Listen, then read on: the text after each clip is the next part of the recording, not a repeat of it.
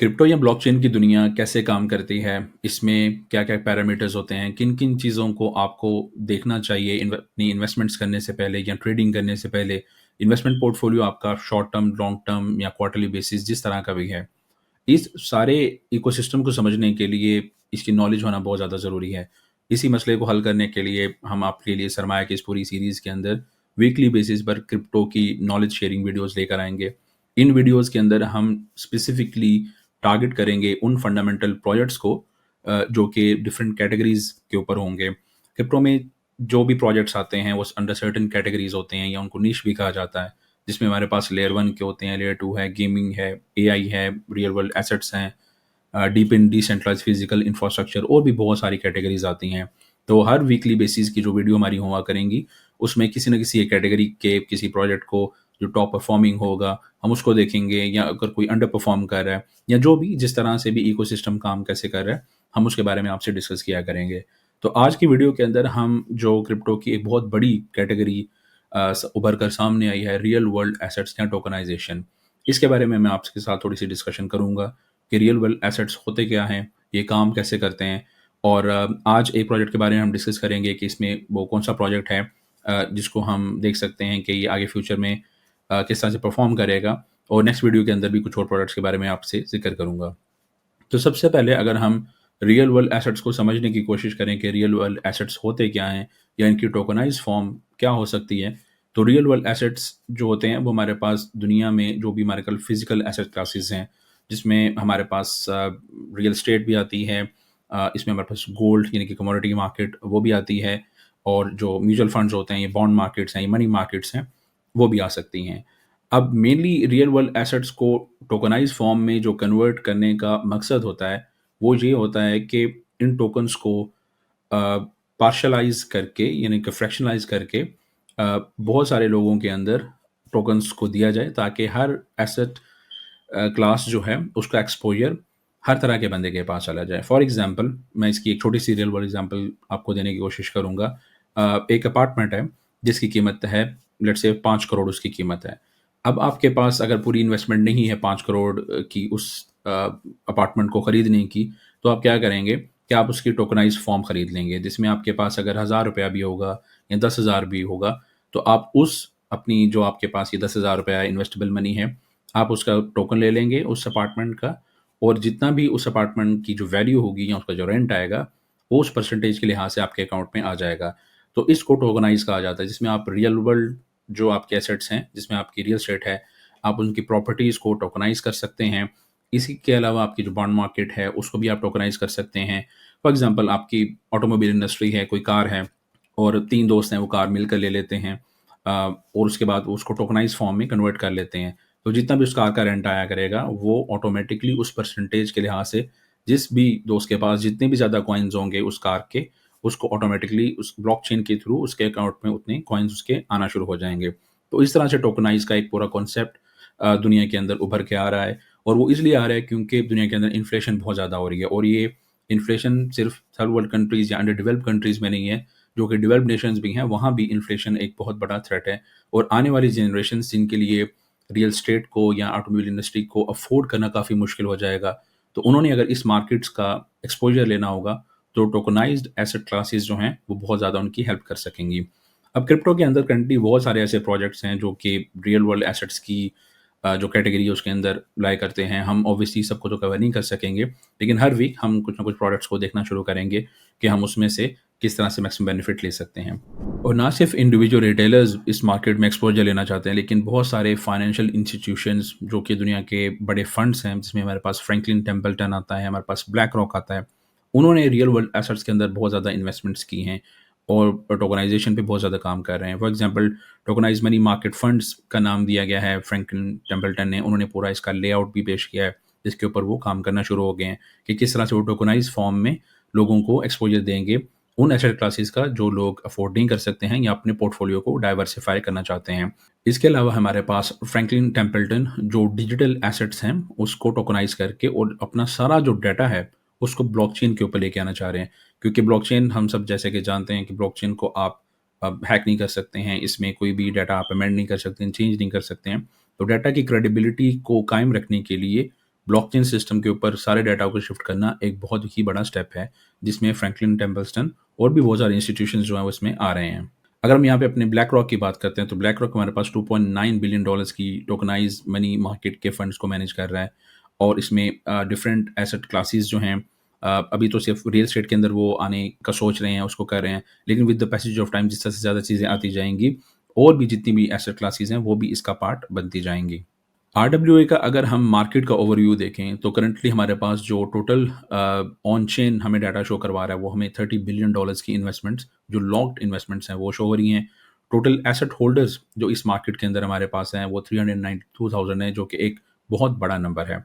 Total asset इशुअर्स जो है हमारे पास 211 हैं और जो स्टेबल कॉइन्स इस पूरे मार्केट के अंदर आरडब्ल्यूए के सेक्टर के अंदर जो लॉक हुआ है, वो $281 बिलियन है।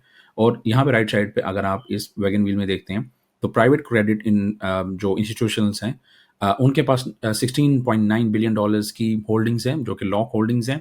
इसके अलावा जो यूएस की जो ट्रेजरी डेट है, वो भी इसके साथ पे किया जा रहा है, $7.4 बिलियन।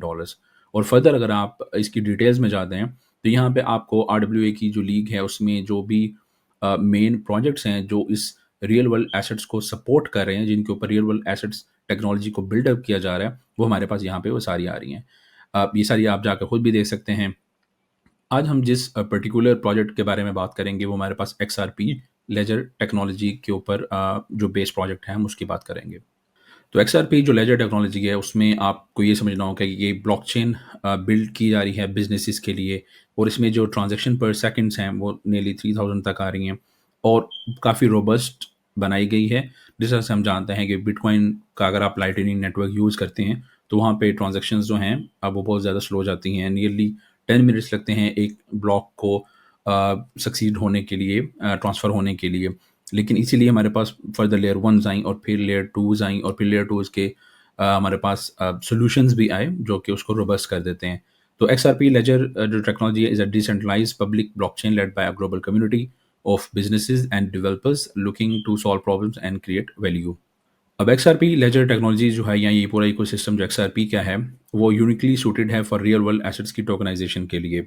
और ये क्यों इस तरह से हो रहा है? क्योंकि obviously ease of doing business, जिसे हम नॉर्मल ज़ुबान में कहा जाता है, कि प्रोजेक्ट्स की ऑनबोर्डिंग इस लेजर के ऊपर बहुत ज़्यादा ईज़ी हो जाएगी। प्रोजेक्ट्स को बहुत ज़्यादा हैसल नहीं करनी पड़ेगी, बहुत ज़्यादा डॉक्यूमेंटेशन नहीं चाहिए होगी। जो ऑनबोर्डिंग का प्रोसेस है, वो बहुत ज़्यादा एक्सआरपी का जो लेजर है, उसने काफ़ी ज़्यादा रोबस्ट बनाया हुआ है। तो एक्सआरपी लेजर के ऊपर जो आरडब्ल्यूए के एसेट्स की जो वैल्यू है, वो नियरली 355 मिलियन है और जो इसमें जो होल्डर्स हैं, वो 25 हैं। तो यहाँ पे हम देख सकते हैं कि इसमें जो स्टेबल कॉइन का जो मार्केट कैपिटल है, वो भी $208 मिलियन का है। ये ग्राफ भी आपको शो करवा रहा है कि with the passage of time यहाँ पे इंक्रीमेंट्स आ रहे हैं। जिस तरह से टाइम गुजर रहा है, रियल वर्ल्ड एसेट्स की डिमांड में इजाफा हो रहा है, उस तरह से इसके अंदर जो वैल्यू लॉक्स हैं, वो ज़्यादा होती जा रही हैं। और ये चीज़ हमें यहाँ भी नज़र आती है कि 2023 में रफली $5 बिलियन की ही वैल्यू लॉक थी। लेकिन जैसे हम बढ़ते जा रहे हैं, 2024 में वो 8 बिलियन पे चलेगी। लेकिन जैसे ही 2025 आया, वो 8 बिलियन से हमारे पास $30 बिलियन तक की जो वैल्यू लॉक है, वो हमारे पास रियल वर्ल्ड एसेट क्लास के अंदर आना शुरू हो गई है। और फर्दर अगर हम इसके अंदर देखते हैं, तो ऑलरेडी जो ब्लैक रॉक है, उसने एक इंस्टीट्यूशनल डिजिटल लिक्विडिटी फंड भी बनाया हुआ है, जिसको उन्होंने बिल्ड का नाम दिया है, BUIDL। आप इसके अंदर भी जाके इसको देख सकते हैं कि इस तरह से काम कर रहा है। तो प्रॉपर ब्लैक रॉक ने अपना एक इकोसिस्टम, जो सिर्फ और सिर्फ रियल वर्ल्ड एसेट्स को देखेगा, वो भी डिप्लॉय कर दिया हुआ है। फर्दर अगर हम देखते हैं कि रिपल स्वेल, जो कि रिपल का एक बहुत बड़ा इवेंट आने वाला है एक्सआरपी का, नवंबर 4 को, उसके अंदर हम देखें, तो हमारे पास ऑब्वियसली रिपल के जो सीईओ हैं, वो आ रहे हैं। लेकिन जहाँ पे अगर हम नेक्स्ट जो नाम देखते हैं, वो नैस्डैक की जो चेयर हैं और जो सीईओ हैं, वो भी वहाँ पे स्पीकर्स में शामिल होंगी, जो कि शो करवा रहा है कि जो भी नैस्डैक टोकनाइजेशन करने जा रहा है, वो हो सकता है एक्सआरपी के लेजर को यूज़ करना शुरू करे। क्योंकि मोस्ट रिसेंटली अभी नैस्डैक ने भी ये कहा है कि वो अपनी जो जितनी भी ट्रेडिंग है, उसको टोकनाइज्ड फॉर्म में लेके जाना चाह रहे हैं, और वो मंडे टू फ्राइडे भी हो सकती है नियरली नेक्स्ट ईयर से। और जितने भी स्टॉक्स हैं, वो ऑलरेडी कुछ क्रिप्टो के एक्सचेंजेस हैं, उन्होंने टोकनाइज्ड स्टॉक्स को बाइंग और सेलिंग स्टार्ट कर दी हुई है। लेकिन नैस्डैक भी अनकरीब टोकनाइज्ड फॉर्म में इन सिक्योरिटीज़ को लॉन्च करने जाएगा। अब जब हम एक्सआरपी लेजर की बात कर रहे हैं, तो फिर हमने इसमें देखना होगा कि क्या इन्वेस्टमेंट्स अगर हम एक्सआरपी में करते हैं, एक्सआरपी लेजर के ब्लॉकचेन इकोसिस्टम पे करते हैं, या फिर वो जो प्रोजेक्ट्स जो इस लेजर को यूज़ करेंगे। तो मेरे ख्याल में जहाँ पे अगर हम रिस्क और रिवॉर्ड ज़्यादा मिल सकता है, वो फंडामेंटली अगर हम देखते हैं तो जो-जो प्रोजेक्ट्स एक्सआरपी के लेजर की यानी कि जो ब्लॉकचेन है उसके ऊपर डेवलप होंगे और जो-जो सर्विसेज़ देना चाहेंगे, शायद हो सकता है कि आने वाले वक़्त में उनके अंदर हमारे पास पोटेंशियल ज़्यादा होना शुरू हो जाए। लेकिन अगेन ये वीडियो जो है ये सोली आपसे नॉलेज शेयरिंग के लिए, इसमें कोई भी फाइनेंशियल एडवाइस नहीं है। यहाँ पे हम जिन भी प्रोजेक्ट्स को डिस्कस किया करेंगे वो इन्वेस्टमेंट पर्सपेक्टिव से नहीं करेंगे, वो नॉलेज गेन के पर्सपेक्टिव से ही हम उन प्रोजेक्ट्स को शेयर किया करेंगे। तो हमारे पास जो एपिक चेन आती है, ये एक ऐसा प्रोजेक्ट है जिसके अंदर जब मैंने जाके अपने एक्सआरपी के लेजर के अंदर देखा कि किन-किन प्रोजेक्ट्स के अंदर इन्होंने चेन्स के ऊपर पैसा लगाया हुआ है, तो $20 मिलियन की वैल्यू जो है वो सीड राउंड्स में इन्वेस्ट की हुई है एक्सआरपी की जो फाउंडेशन है उसने एपिक चेन के अंदर। अब एपिक चेन की अगर हम बात करते हैं तो ये इनका वर्ज़न 2 है। ये पहले एथरनिटी चेन के नाम से प्रोजेक्ट जो है वो लॉन्च हुआ था, लेकिन उसमें फिर कुछ इश्यूज़ आए थे, फिर उन्होंने रीब्रांडिंग की और उसके बाद इन्होंने अपनी पूरी हायरार्की को चेंज किया और फिर उन्होंने जो रियल वर्ल्ड इकोसिस्टम है उसके ऊपर काम करना शुरू किया। तो अगर आप इनकी वेबसाइट पे आते हैं तो यहाँ पे आपको इनका सारा डाटा भी मिल जाएगा। इसके अलावा एपिक चेन के अगर आप व्हाइट पेपर को देखते हैं तो यहाँ पे भी आप देखते हैं कि ये इथेरियम का ईवीएम जो इथेरियम वर्चुअल मशीन्स हैं उसको यूज़ करके उसके ऊपर इन्होंने अपनी एपिक चेन जो है वो बिल्ड अप की हुई है और वहाँ पे इसको लेकर ट्रांज़ैक्शंस जो हैं वो जितनी भी ईवीएम के ऊपर वो अपनी एग्ज़ीक्यूशन उसकी कर रहे हैं। फ़र्दर अगर आप जाते हैं तो चेनलिंक की इनके साथ भी कोलैबोरेशन है और अगर आप इनके जो अपकमिंग इनके प्रोजेक्ट्स हैं जिसके अंदर ये अपना डेबिट कार्ड भी लेकर आ रहे हैं और इसमें कैशबैक ऑफ़र्स भी आ रही हैं कि इनका अगर आप कार्ड लेते हैं तो अगर आप उस कार्ड को यूज़ भी कर सकेंगे, उसमें कैशबैक्स भी आना शुरू हो जाएँगे और इंस्टीट्यूशंस के लिए ये डायरेक्ट एक रोबस्ट सिस्टम बना रहे हैं जिसमें इंस्टीट्यूशनल टोकनाइजेशन आ जाएगी, एक्सेस फॉर लाइसेंस एंटिटीज़ या वेरीफाइड पार्टिसिपेशन ओनली होगी। तो इंस्टीट्यूशनल बैक्ड ब्रोकरेज आप कह सकते हैं या उनकी सपोर्ट के लिए अगर आप इंस्टीट्यूशन हैं, अगर आप कोई म्यूचुअल फंड है या हेज फंड है और या फंड मैनेजर हैं, तो आप इनकी चेन को भी यूज़ करके आप वहाँ पे अपनी जो रियल वर्ल्ड एसेट्स के जो प्रोजेक्ट्स हैं, आप उनको बिल्ड अप कर सकते हैं।